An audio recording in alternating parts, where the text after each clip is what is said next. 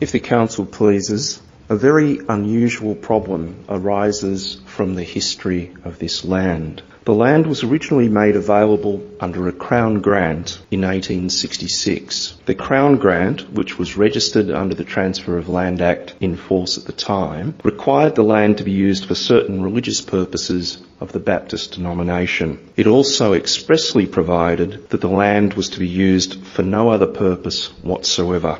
In 1871, special legislation was passed to enable land like this land to be the subject of an ordinary title. The title to the present land was issued under that Act in 1889. However, the effect of the 1866 Crown grant of the land and the applicable legislation, including the Transfer of Land Act, appears to be that the title to the land issued in 1889 remains, and I quote from the applicable legislation, subject to the reservations and conditions contained in the Crown grant of the land, unquote. Indeed, the present title to the land was issued with that very limitation stated on its face. This issue was raised in September with the permit applicant by correspondence. It engaged Lewis Holdway lawyers to respond. By a letter dated 8 October 2014, they dismissed those title concerns. There is insufficient time in this forum to explain the complex legal questions involved. In short, though,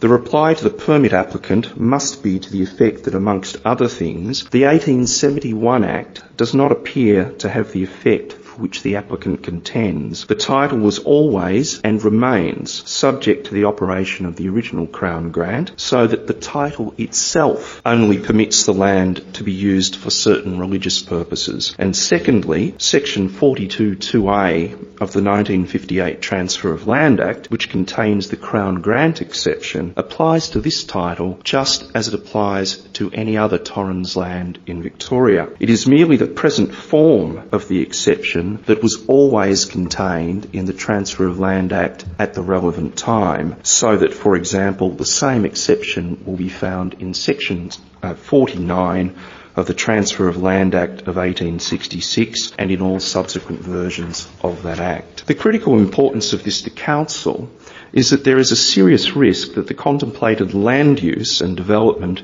may be, quite simply put, unlawful on this land. Thus, the limited use to which the land can apparently be put because of its very unusual title is a matter which Council certainly should consider. Council should not determine any permit application for the land until satisfied that the proposed use and development can be lawfully undertaken on it.